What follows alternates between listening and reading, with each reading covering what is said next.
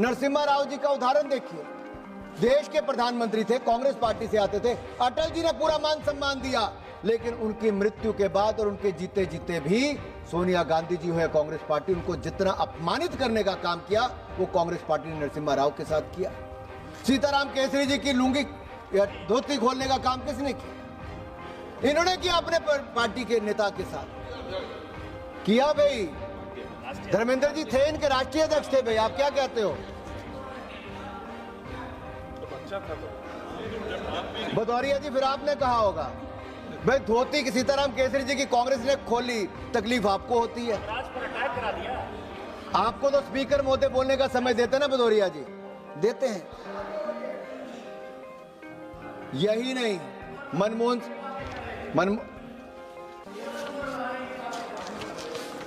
मैं नंबर नहीं बढ़ा रहा, मैं आपको याद करवा रहा हूं, क्योंकि नेताजी जब इस सदन के, क्योंकि धर्मेंद्र जी ने कहा नेताजी बार बार चीन की बात करते थे, मुलायम जी करते थे, ये आज के समाजवादी पार्टी के लोग भूल गए हैं। ये कांग्रेस की बात करते हैं, ये उसी कांग्रेस की बात करते हैं जिन्होंने 38,000 स्क्वायर किलोमीटर भारत का चीन को कब्जा करने दिया। उसमें समाजवादी पार्टी चुप रहती है, पूरी की पूरी समाजवादी पार्टी चुप है, धर्मेंद्र यादव चुप है, अखिलेश यादव चुप है, अनंत भदौरिया चुप है। क्यों चुप है? अरे इनको बोलने मत दो, मोहब्बत की दुकान लेके चल रहे हैं अरे बोलो, उसको क्यों बोल रहा है? आप बैठिए, बाद में पहले बोलने दीजिए। बैठिए, आप बैठिए प्लीज। बैठने दो उसको। माननीय सदस्य बोलिए आप। नहीं दिया आपको। माननीय सदस्य आप बोलिए। माननीय सभापति जी, जब आप बैठिए, सुनिए, अरे बर्दाश्त करो। इनके जितने स्पीकर आए कांग्रेस के कसीदे पढ़ रहे थे। मैं आपसे पूछना चाहता हूं, अगर आपको पूरा कांग्रेस के अटैची बन गए। हाँ और यही नहीं, माननीय सभापति देखिए दुर्भाग्य क्या है, वो चीन जिसने भारत का 38,000 स्क्वायर किलोमीटर नेहरू जी के समय छीन लिया, जब इनकी सरकारें रही वो कब्जे करते चले गए। और आरोप कौन लगाता है? राहुल गांधी जी हमारे ऊपर लगाते हैं, उस सरकार के ऊपर जिस सरकार में 1 इंच भूमि भी चीन को नजर भी नहीं रखने दी गई। और यही नहीं, हमें याद होगा संजय जी, मेघवाल जी, निशिकांत जी, हम सब लोग पिछले 4-5 टर्म से इसी सदन के सदस्य हैं। जब कांग्रेस की सरकार थी तब हमें कहा जाता था चीन पे प्रश्न मत पूछना, इंफ्रास्ट्रक्चर पे मत पूछना। हम पूछते थे क्यों? कहते चीन बुरा मान जाएगा।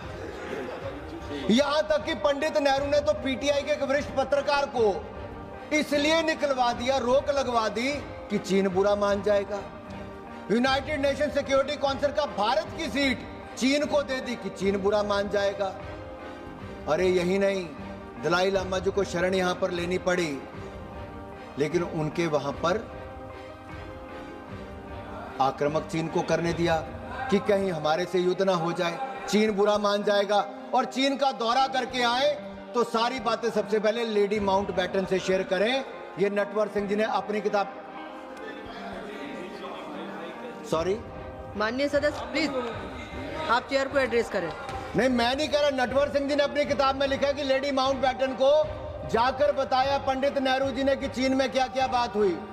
अब ये मैं तो बता नहीं सकता, नटवर सिंह जी कांग्रेस के सांसद थे, मैं क्या बताऊंगा, किताब में लिखा है। प्रधानमंत्री जी के सहायक थे, नेहरू जी के सहायक थे, आए थे और लिखा भी किसने? नटवर सिंह जी, जो इनके परिवार के नजदीकी, पार्टी के नजदीकी और नेहरू जी के सहायक, वो लिख रहे हैं, मैं नहीं लिख रहा।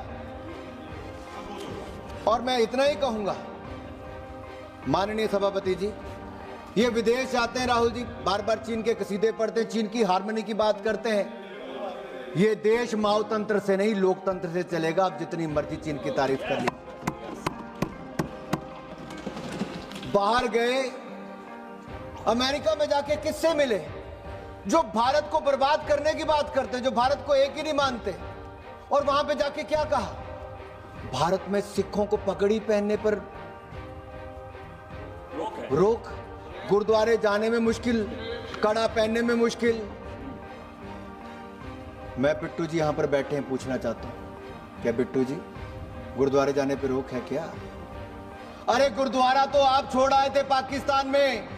करतारपुर कॉरिडोर, करतारपुर लांघा किसी ने बनाने का काम किया तो नरेंद्र मोदी की सरकार ने काम किया। अरे सिखों की पगड़ी को आपने रोंदा था, सिखों का कत्लेआम किया था, सिखों की माताओं बहनों के साथ अत्याचार बलात्कार की घटनाएं आपके समय हुई। इंदिरा जी की हत्या के बाद राजीव गांधी जी ने कहा बड़ा पेट गिरता है तो धरती हिलती है, और आबरू लुटने दी गई। शर्म करो। आबरू लुटने दी, आप सिखों को न्याय नहीं दिलाया। और जब हमारी सरकार में एक सिख मंत्री बिट्टू जी सदन के अंदर आने लगे तो उनको कह दिया गद्दार। ये कैसी भाषा है? कितना अपमान सिखों का करोगे? ना 84 के दंगों का न्याय दिलाया, कत्लेआम अलग करवाया और वर्षों तक इंतजार करवाया, और प्रधानमंत्री मनमोहन सिंह बने तो उनके ऑर्डिनेंस को फाड़कर एक सिख प्रधानमंत्री का भी अपमान किया तो श्रीमान राहुल गांधी ने किया था। सिख समाज से माफी मांगनी चाहिए। हम तो अफगानिस्तान से पूरे सिख समुदाय को भी लाए और गुरु ग्रंथ साहब को भी वहां से पूरे मान सम्मान के साथ लेकर आए। हेमकुंड साहब तक रोपवे बनाया तो हमारे प्रधानमंत्री नरेंद्र मोदी जी बनवा रहे हैं। यही नहीं, 550वां प्रकाशोत्सव गुरु नानक देव जी का हो, 400वां हो, उसके बाद जाकर 350वां गुरु तेग बहादुर जी का हो, या फिर साहबजादों की शहादत की बात हो, उसको पूरे देश ने मान सम्मान के साथ मनाया। तो हमारी सरकार ने सिख समुदाय के साथ मान सम्मान, उनकी खुशी में भी हम शामिल हुए और उनको उनके अधिकार दिलाने में भी हम लोगों ने काम किया। प्रधानमंत्री मोदी ने किया है। इनसे हमने सीख रहे हैं, जिन्होंने सिखों के गले कटवाए। और इन्होंने क्या कहा सभापति जी, मुझे इस बात का खेद है, पंजाब और हिमाचल के और उत्तराखंड के और राजस्थान, हमारे 4-5 राज्यों के लोग डोकलाम में थे। राहुल गांधी जी ने कहा कि चीन की सेना ने हमारे सैनिकों की पिटाई की। नहीं, सच्चाई यह है कि पहली बार इतनी खुली छूट थी कि भारतीय सेना के जवानों ने चीन को इतना मारा है, चीन के सैनिकों को, कि वापस आंख उठाकर नहीं देखा। और मैं ये कहना चाहता हूं, उसमें सिख परिवारों से आने वाले भी सैनिक थे। मेरी अपनी लोकसभा क्षेत्र का, अपने जिसमें वार्ड में मैं रहता हूं, वहीं का एक युवा भी शहीद हुआ। ये कैसी बातें करते हैं? इन्होंने सेना का कभी सम्मान किया नहीं, अपमान ही किया है। ये सरेंडर की बात करते हैं। अरे 38,000 किलोमीटर देके सरेंडर आपने किया था चीन को, 38,000 स्क्वायर किलोमीटर को। 93,000 सैनिक हमारी गिरफ्त में थे, सरेंडर आपने किया था पाकिस्तान के आगे।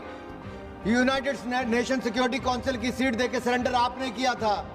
सरेंडर मोदी जी ने नहीं किया। मोदी जी ने तो अपनी सेना के आर्मी चीफ को खुली छूट दी कि जो उचित लगे वो करो। सेना को खुली छूट देने का काम हमने किया है। और यही नहीं, उसी समय डोकलाम में, सभापति जी आपको भी याद होगा, रक्षा मंत्री भी वहां गए, हमारे देश के प्रधानमंत्री भी वहां पर गए। सेना के जवानों का हौसला बढ़ाने का काम रक्षा मंत्री और प्रधानमंत्री नरेंद्र मोदी और राजनाथ सिंह ने किया था। एक बात मैं आपको और कहूं, राहुल गांधी जी कहां थे कलवान के समय, डोकलाम के समय कहां थे?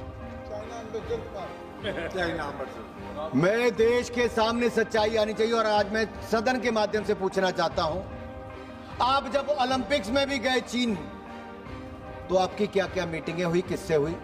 आपको सदन को बताना चाहिए। जब देश के ऊपर अतिक्रमण करने का प्रयास किया जा रहा था, हमारी सेना के जवान मुंह तोड़ जवाब दे रहे थे, तब आप बंद कमरे में चीन के एम्बेसडर के साथ क्या कर रहे थे? आपने उस समय क्या किया और क्या लिया और क्या दिया? जानकारी हो या और कुछ हो, आपने क्या किया? आप देश के साथ नहीं खड़े थे, आप देश की सेना के साथ नहीं खड़े थे, आप चीन के एम्बेसडर के साथ बंद कमरे में क्या कर रहे थे? और मेरा एक बड़ा आरोप और है, और मैं जब मंत्री था मैंने उस समय कहा था कि राजीव गांधी फाउंडेशन में कितना पैसा लिया गया देश को बताना चाहिए। चीन की कम्युनिस्ट पार्टी से कितना पैसा लिया, चीन की सरकार से कितना पैसा लिया, चीन की कंपनियों से कितना पैसा लिया। कांग्रेस पार्टी का फंड और राजीव गांधी फाउंडेशन, इन दोनों को बताना चाहिए। सच्चाई यह है, आज उस बात को लगभग 7 साल होने वाले हैं, 7 शब्द भी कांग्रेस के मुंह से नहीं निकले, क्योंकि चीन के हाथों में खेलने का काम आज राहुल गांधी कर रहे हैं, उनकी टूल किट पर काम कर रहे हैं। और यही नहीं, मैं आरोप लगा रहा हूं, सदन में ही लगा रहा हूं और पहली बार नहीं लगा रहा, पहले भी लगाया धर्मेंद्र जी, आप बार बार मत टोकिए। ये कौन लोग हैं जो राम को काल्पनिक बताते हैं? राम सेतु था ही नहीं। उनको हिंदू 2024 के पहले सत्र में क्या कहा? हिंदू हिंसक होते हैं। जब इनकी अपनी सरकार थी तब कहा हिंदू टेररिज्म। ये कैसी मानसिकता है?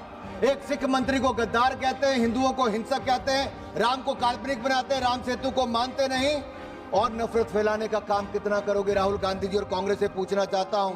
और ऊपर से कहते हैं देश के संसाधनों पे पहला हक देश के मुसलमानों का है।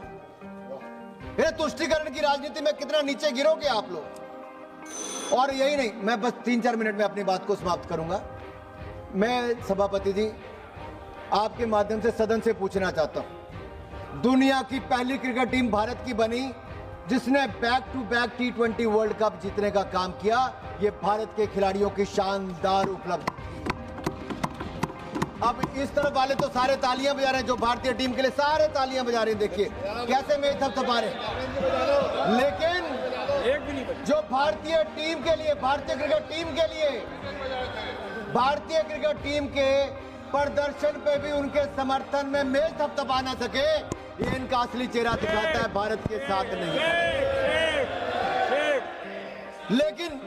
लेकिन पिछली बार जब भारत विश्व कप में हार गया तब कहा प्रधानमंत्री ने पुनौती ली। ये कैसी? ये देखिए, अब एक पप्पू से मुश्किल दूसरे पप्पू का क्या करें? अब पप्पू से करें क्या? पप्पू का करें क्या? पप्पू का करेंगे। अभी हाल ही में अंदर जाके आए हैं, सदन में आने का मौका मिला, सट्टा बाजार की बात करते हैं। अरे भारत के खिलाड़ियों को जो देश के लिए वर्ल्ड कप जीत कर लाए हैं, आप जैसे नेता अगर इतनी ओछी बात करते हैं तो दुर्भाग्य है, दुर्भाग्य है। आपको माफी मांगनी चाहिए, माफी। और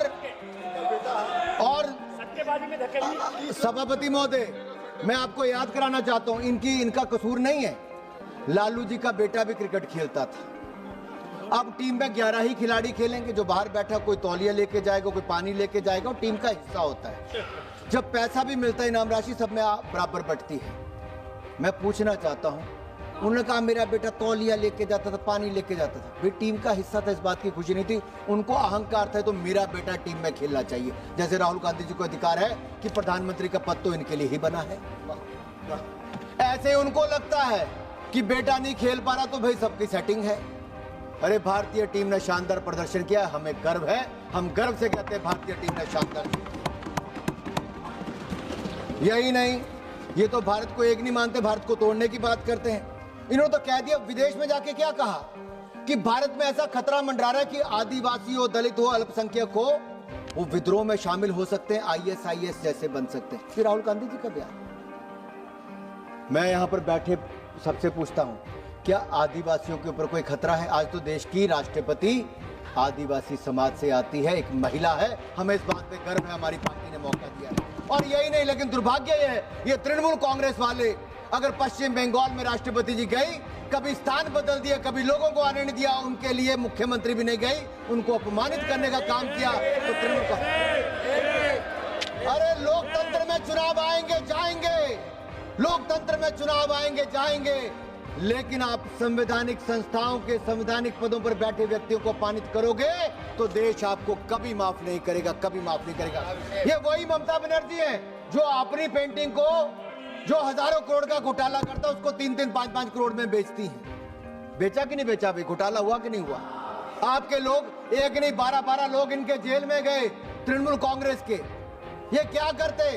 यही नहीं, कमिश्नर को बचाने के लिए सड़कों पे ममता बनर्जी उतरी, और अब जब जांच एजेंसियां इनकी जांच कर रही थी भ्रष्टाचार की, तो उसके खिलाफ तृणमूल कांग्रेस की मुख्यमंत्री ममता बनर्जी सड़क पे उतर आई, हाथापाई छीनपानी कर ली। ये किस तरह के? सुप्रीम कोर्ट चले गई SIR के खिलाफ। SIR किसके खिलाफ है? SIR उसके खिलाफ है जो भारत के नागरिक नहीं है, जिनको भारत में वोट देने का अधिकार नहीं है।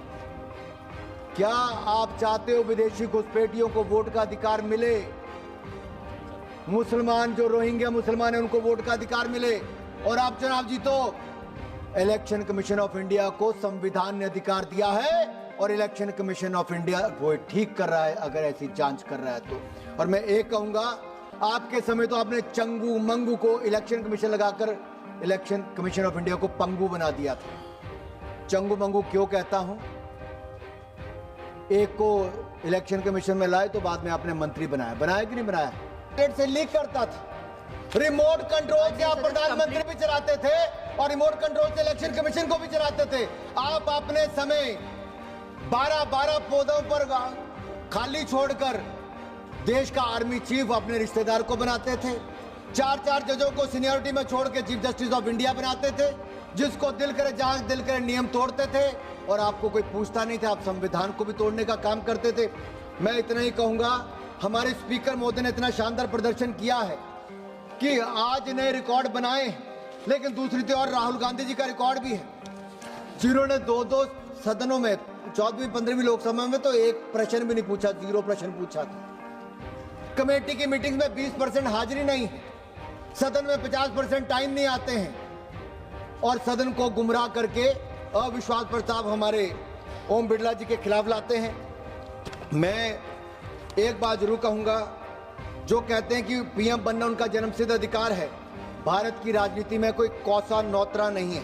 कौसा नौतरा जैसे विरासत में मिलने वाली कोई व्यवस्था नहीं है जहां सत्ता के कुछ लोग निजी संपत्ति, और मैं इटली की बात कर रहा हूं। कौसा नौतरा का मतलब है आवर थिंग। ये इटली में उत्पन्न एक कुख्यात पारंपरिक माफिया संगठन है। ये परिवारों का एक संघ है जहां पर उनके परिवार के लोगों को उच्च पद मिलता है। तो यहाँ कौसा नौतरा नहीं है जहां की आपको वो मिल जाएगा। आपने हाउस को मिसलीड राफेल पे किया, बाकी विषयों पे किया। आपने कंप्लीट कर बस 1 मिनट में खत्म, 1 मिनट पूरा।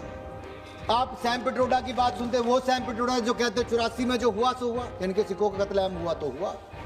ये कैसी बात है? आपने जिद करके सनक के आगे अपने पूरे हाउस को गुमराह करने का काम किया। सभापति जी, ये लोकसभा किसी के परिवार की जागीर नहीं, लोकसभा किसी गठबंधन का मंच नहीं।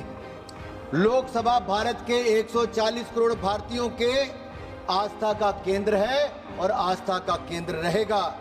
इस आस्थाओं को कमजोर करने की कोशिश आपने इमरजेंसी में भी की, संविधान संशोधन में भी की, बार बार भारत पर प्रहार करके भी की। तब भी देश झुका नहीं, देश डरा नहीं, देश ने आपके खिलाफ वोट दिया। आज भी सदन चलेगा, नियमों से चलेगा, संविधान बचेगा और संविधान से ही देश आगे चलेगा।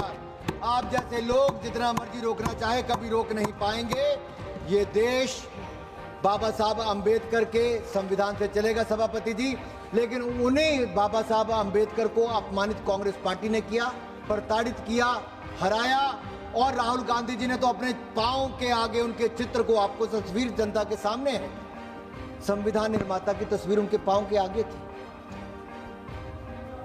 ये कैसे है? धन्यवाद माननीय सदस्य। अंत में इतना ही कहूंगा, ये संविधान को तोड़ने मरोड़ने वाले भी हैं, सदन पर प्रहार करने वाले भी हैं, स्पीकर के खिलाफ अविश्वास प्रस्ताव लाने के लिए भी हैं। लेकिन सदन ने एक तरफ कहा है, हर पार्टी के सदस्य ने कहा कि ओम बिरला जैसा अध्यक्ष नहीं मिल सकते, क्योंकि ओम बिरला जी ने जो किया वो पार्टी लाइन से बाहर निकल के फर्स्ट टाइमर्स को, जो पहली बार भी सांसद बने उनको भी बोलने का मौका दिया। मैं इसलिए कह रहा हूं सभापति जी, 14वीं लोकसभा में जब मैं सांसद बन के आया, सोमनाथ चटर्जी सांसद थे। 15वीं में मीरा कुमार जी थी जब मैं सांसद बना। उसके बाद स्पीकर थे, फिर सुमित्रा ताई बनी, अब ओम बिरला जी। मैं कह सकता हूं 5 बार का सांसद होने के नाते, अगर मुझे कभी एक बार एक स्पीकर ने कहा कि विपक्षी दलों के हों या अपने दल के हों जो पहली बार के सांसद हैं, उनको जाके कहो कि 0 आवर में कुछ बोले, अपने क्षेत्र का विषय को उठाएं, उनको बताओ कि नियमों का पालन कैसे होता है या बोलना कैसे है। लोकसभा स्पीकर ने इतना बड़ा मन करके कहा। ओम बिरला जी को मैं साधुवाद भी देता हूं। आज पूरा सदन उनके साथ खड़ा है और देश भी देख रहा है कि संविधान को बचाने वाले के साथ आज सदन खड़ा है। आपने मुझे बोलने का अवसर दिया। इस अविश्वास प्रस्ताव के खिलाफ सब लोग अपना वोट करें और ओम बिरला जी को हम जल्द अपनी सीट पर देखेंगे। इस देश के सदन को चलाएंगे, लोकसभा सदन को। धन्यवाद धन्यवाद सभापति।